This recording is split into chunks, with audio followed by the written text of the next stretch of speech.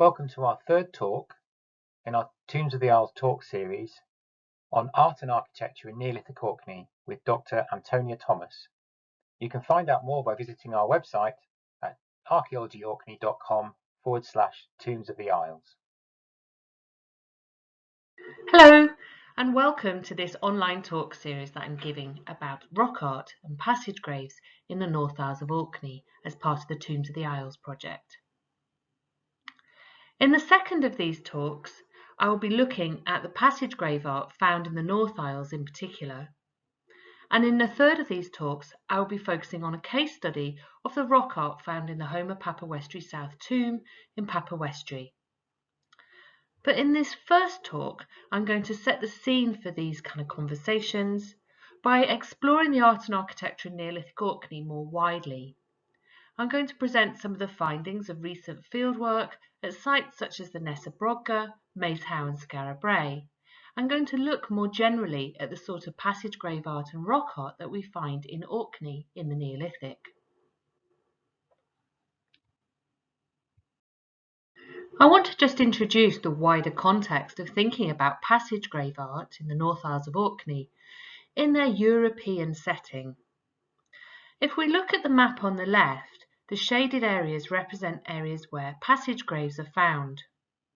And we can see that on the map here, that Orkney is very much the sort of northernmost grouping of these types of sites. Now, whilst these maps don't show all the passage graves, they do show those ones that survive. And we might want to think that perhaps they would have been much more extensive, but perhaps conditions of preservation or kind of more recent industrial or farming activities have perhaps destroyed some of the evidence that was once more widespread. The map on the right shows sites where megalithic art has been found. And we can see again that whilst there are some sites in Britain, such as in East Yorkshire and in Anglesey in North Wales and in Liverpool and in Cumbria, really most of the evidence comes from Ireland, and particularly the eastern seaboard of Ireland, the Brú na Bóinne area. And on this map, you can see that there's a few red dots in Orkney, and Orkney really has often been seen as the northernmost limit of this passage grave art, megalithic art tradition that we find in the Neolithic. And just to see some of the examples of the wider context of megalithic art now, this image shows the tomb of Newgrange in Ireland.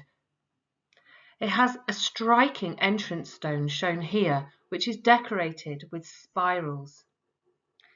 This entrance stone is one of 97 curbstones that surround the monument, many of which are engraved with symbols of megalithic art. Newgrange is an incredible site that also has a wealth of decoration inside as well.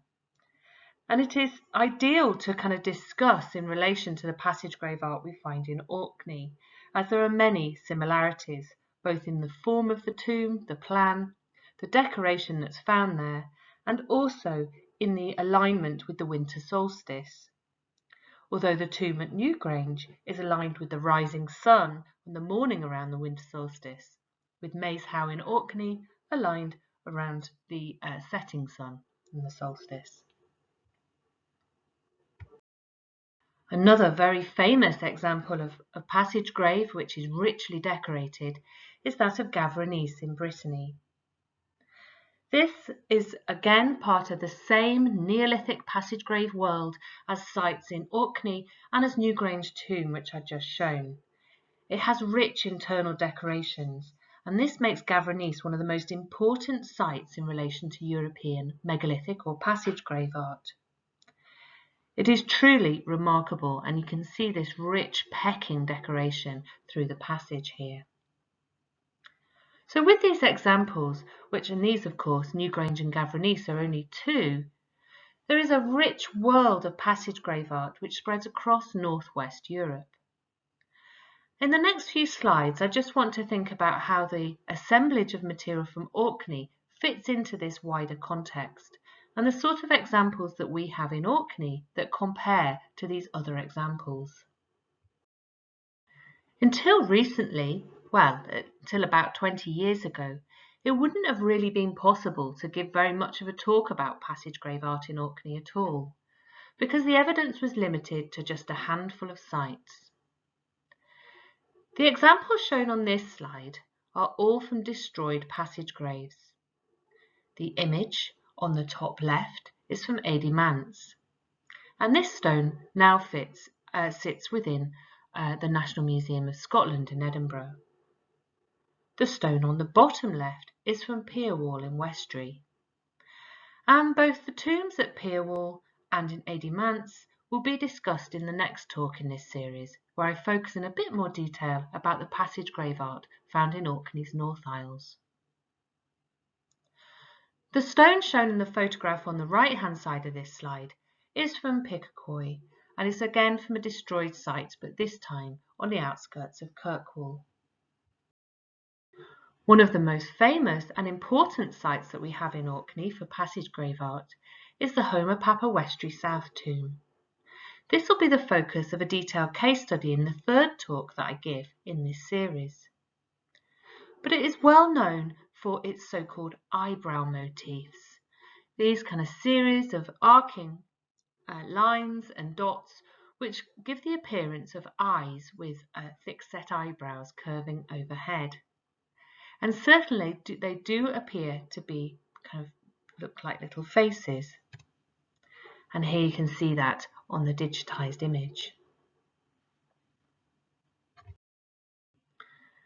The faces or eyebrow motifs that we see on the carvings in the Homer Papa Westray South tomb bear a striking similarity to the little face seen on the Orkney Venus or Westray Wifey figurine that was found at the Links of Noltland in Westray. Now this of course isn't a tomb but a settlement site, and this raises many interesting questions about the type of art and representation that we find in the domestic or the funerary spheres in the Neolithic of Orkney.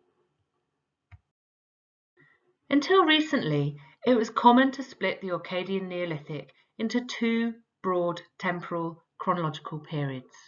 The early Neolithic, which was typified by Nap of Howard style longhouses, and an architectural style that was also reflected in the tombs of the period, shown in the B on the top row of images here, and associated with round-bottom pottery or Unstonware. By contrast, in the so-called later Neolithic, we see the kind of more cruciform but kind of rounded circular, rounded squarish shape of the Scarabray type houses shown on the bottom row here, which seem to reflect the layout of Maes Howe type tombs and were associated with flat-bottomed grooved-ware pottery. Now, many recent radiocarbon dates have kind of disrupted these assumptions about what types of architecture and material culture are associated with which chronological periods. But an interesting distinction remains, because the passage grave art that I'm discussing in this talk is always associated with the bottom set of architecture and material culture. It's found in the so-called later Neolithic type houses, seen sites such as Scarabray in the Links of Noltland, and Maes Howe type tombs. And alongside this are grooved-ware pottery, which often shares many of the same designs and motifs as we see in passage grave art. Now this of course presents a bit of a mystery, but things aren't quite as simple as they first appear. At two so-called early Neolithic longhouse type sites, Smercoy and Sentola on the outskirts of Kirkwall and Green on Edy, in these dwellings, types of passage grave art have been found in the actual houses. Now this is very interesting and kind of makes us wonder whether actually that chronological division that sits with passage grave art is really as valid as it first seemed. And in Maes Howe, on the mainland of Orkney, the site which is perhaps one of the greatest Neolithic buildings in Europe and which relates very, very closely to sites such as Newgrange in Ireland. We don't find any typical passage grave art at all. If we were to expect to find one of the fine decorated spiral carved stones like the Irish examples anywhere in Orkney, we would surely expect to see them in Maes Howe. But we don't, and this is rather strange. What we do have in Maes Howe, however, are a different set of markings, which I'm going to look at now. Now, of course, when you think of carvings in the walls of Maes Howe, we don't tend to think about passage grave art or Neolithic marks at all. What springs to mind is the incredible collection of runes made a very long time after the tomb was first built. But the collection of runes and the way they were recorded in the 19th century when the tomb was opened opens up possibilities for a different form of expression in the Neolithic as well. Alongside the very fine runic inscriptions which were recorded after the tomb's opening in the 19th century were a series of scratched marks which were dismissed as Norse doodles. They range from the very fine Maes Howe dragon, which has become a symbol for the site, to just a series of scratched lines intersecting one another or just drawn through the face of the stone. Now, the one I want you to look at here is the carving, the design shown on the bottom left of the right-hand image. And we can see it's got these kind of intersecting cross saltire designs, cross lozenge designs. And nobody really looked at this for a very long time, relegated to the back pages of the report and not really seen as very interesting at all. And it was only in the 1980s when Patrick Ashmore from Historic Scotland re-evaluated this design and suggested that it might actually be Neolithic. And this was hugely exciting because it suggested that Maes Howe did have Neolithic art after all, but a rather different form than that had been expected. We now know that there are several examples able to be seen in the walls of Maes Howe. Both the example which was re-evaluated by Patrick Ashmore, shown here, and several new or previously unrecorded examples which were discovered by a team led by Richard Bradley and Colin Richards, and also in survey work by myself over the last few years. And we can see that they're all kind of linear, geometric, and often consist of these crossing lines. Very ephemeral in nature, they're often no more than light scratches into the surface of the stone. After the discovery at Maes Howe, the team led by Richard Bradley and Colin Richards then went to survey many other Maes Howe type tombs in Orkney, and they found several examples of what they termed scratch art found in sites such as Coyness, Wyford, Coween and the home of Pappy. Now, these are quite exciting because they really widen the repertoire of what we might consider passage grave art in Orkney. Something else that's interesting to note is that a great deal of what we might consider this sort of scratch art or megalithic art in that expression is actually found not in a site that's associated with passage graves at all, but on a domestic site, Skara Brae. Now, there isn't really the space to explore sites such as Skara Brae within the remit of this Tombs of the Isles project, but it's important to note that until the work at the Nessa Brogga, which I'll come on to in a minute, Skara Brae provided the largest assemblage of Neolithic art in Orkney. Most of the carvings which survive at Skara Brae are to be found in House 7, the best preserved building on the site, and one which was associated with a wealth of special artefacts. Now, one reason why this has the most carvings is probably due to preservation, as unlike the other buildings on the site, which had been exposed to the element for decades after the 19th century exposure of the buildings, House 7 was only opened during the excavations by Gordon Child. House 7 is often called the House of the Chevrons because of the predominance of that motif in the carvings in that house. The example shown on the top left here is the carved edge of the box bed, the orthostat forming the edge of that on the right-hand side of the building as you enter. And the carving shown on the bottom left, which I've drawn white lines over to make it stand more visibly, is one of the examples I found during my survey work. And you can see how these motifs are very similar to those found in Maze Howe. Angular, linear and geometric, and certainly very different from the sort of spiral pecked rock art that we see in places like Ireland and the examples that I showed from the Homer Papa Westry and also Peerwall and Adi Mance. And these sort of designs appear at a range of scales at Skara Brae. This is a very large slab which was found in the 1970s excavations and is decorated with these cross and lozenge designs, again very similar to that design seen at Maze Howe. And this is also on display at the National Museum of Scotland in Edinburgh.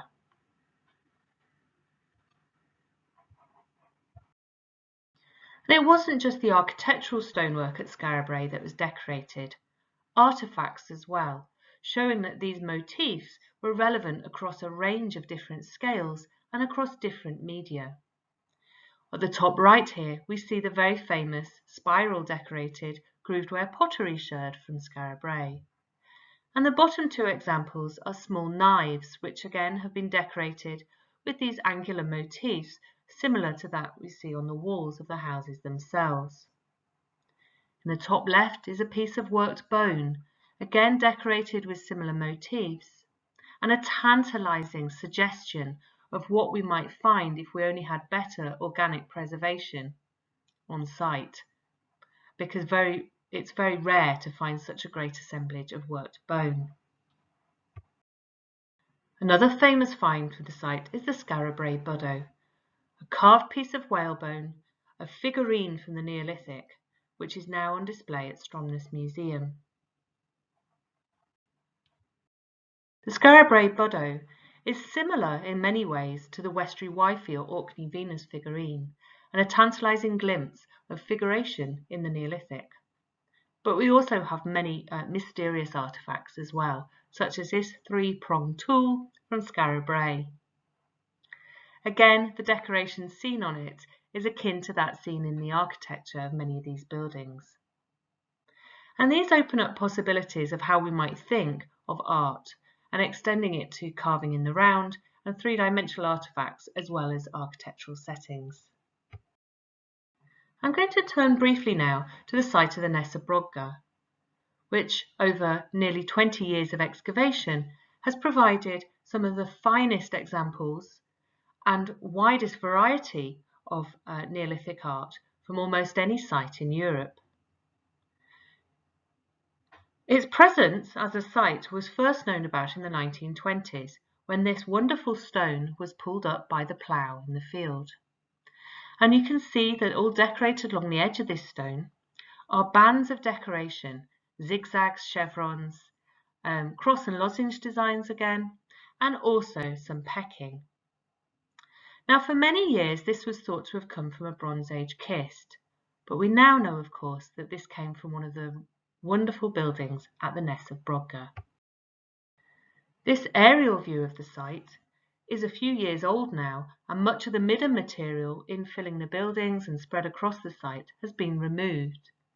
But I've kept it in to just show you the sort of context and location of the Ness of Brodgar in relation to the Harry and Stennis Lochs, Barnhouse, Maze Howe and the Stones of Stennis.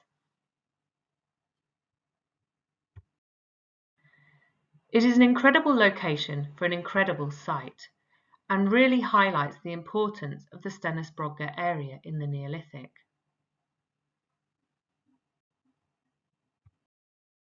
The site, where excavations have been directed by Nick Card for several years now, has produced a wealth of buildings on a monumental scale.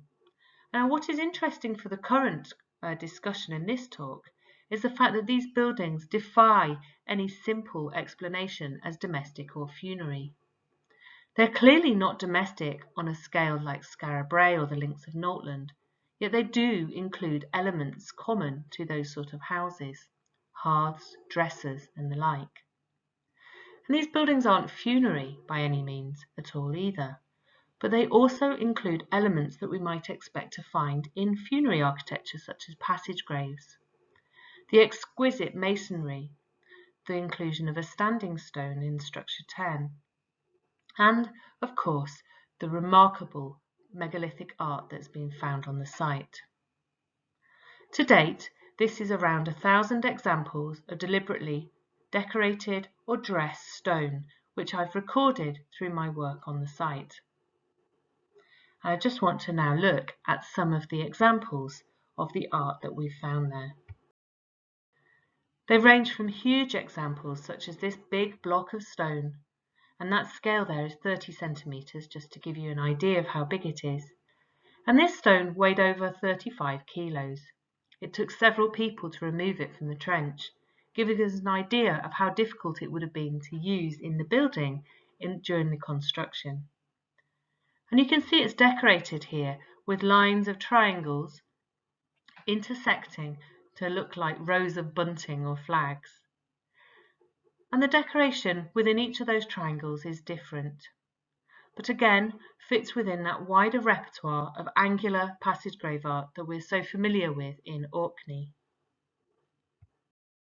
And we also find small examples as well, types of portable rock art, such as this small heart-shaped stone, which is just big enough to fit in the palm of your hand. And this rounded beach stone has been lightly incised with a kind of lattice work motif, crisscrossing lines all across its surface. There are some examples of spiral decoration found at the Neolithic, but they're not in line with what we might expect from sites like Pierwall and Eadimant's. But they do consist of this particular motif which we find in Orkney, the horned spiral. So called because it looks like the horns on a ram, a sheep.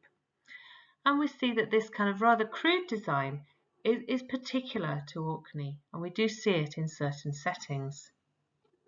There are a couple of examples from the Neolithic. We also have many examples of cut mark stones.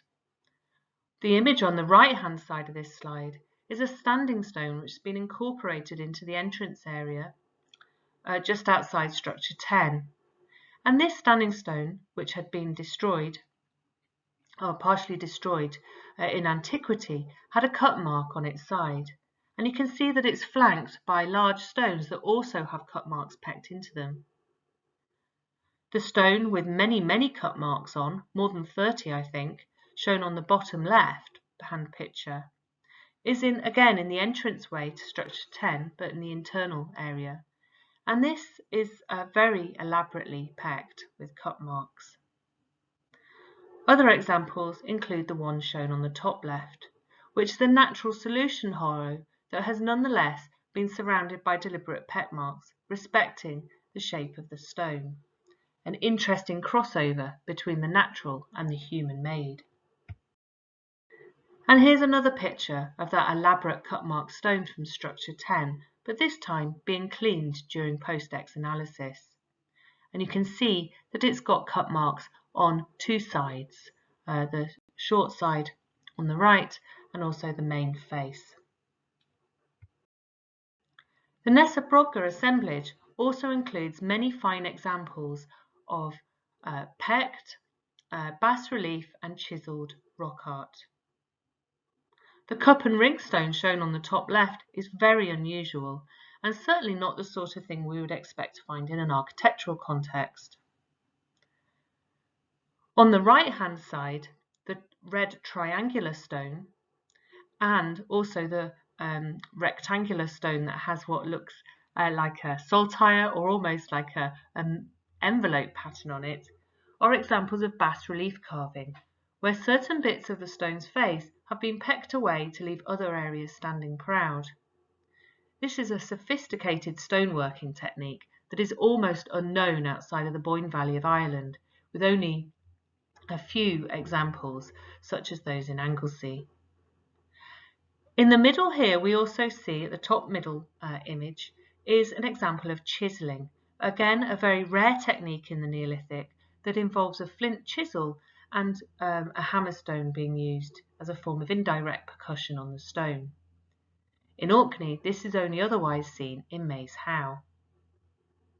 So these examples show the sort of sophistication, but also the range and diversity of stoneworking techniques that are possible in the Orcadian Neolithic repertoire.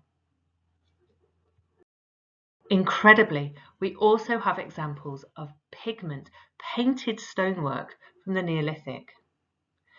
This example from structure 8 shows deliberate patterning on the face of the stone. You can see the black, the red, the yellow here. And the examples on the Nessa Brogger give us the first solid evidence of painted stonework in the Neolithic this far north. Until these discoveries, it wasn't thought possible that pigment could survive in the particular climatic conditions in Orkney. This image shows one of the many paint pots that were found during excavations at Skara Brae. A stone pot which was actually found with a piece of red pigment still inside it. So there is the suggestion that perhaps the walls were much more colourful than we give them credit for, and that actually painted architecture was much more commonplace than we once thought. Looking at these motifs, which represent just some of the repertoire of designs found at the Nessa Brogger, we can see that they're rather different than the typical passage grave art that we expect to find. They're very angular and consisting of lines,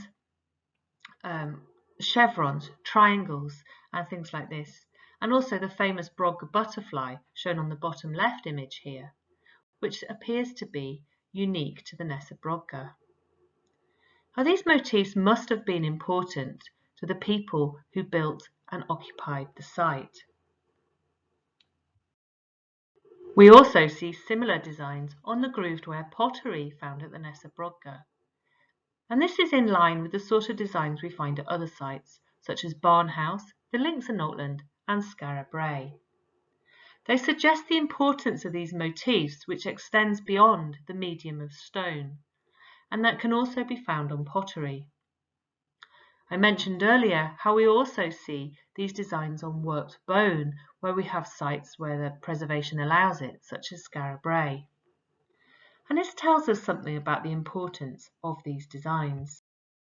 We also find stones with natural markings, such as this block, which has natural fissure lines which appear to look like an X, rather similar to the bas-reliefs example I showed earlier.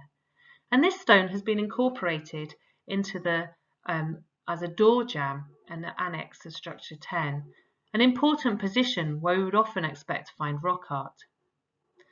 This suggests that they found the natural markings to be as significant as those that they'd carved themselves, again blurring the boundary between the natural and the human-made, which is a theme I'll return to later when I look at the carvings within the Homer Papawestri tomb. Now, I've just come to the end of this talk now. In the next talk, I'm going to explore some of the sites in the North Isles, the passage grave art there, sites such as Pierwall and Idimants, in a little bit more detail. But I hope this quick run around the different types of megalithic art that we find in Orkney, whether in domestic or funerary settings, has set the scene for some of the themes I'm going to explore in the next couple of talks. Thank you. We hope you enjoyed this talk on art and architecture in Neolithic Orkney with Dr. Antonia Thomas, and would like to join us for the next talk, where she talks about passage grave art in the North Isles.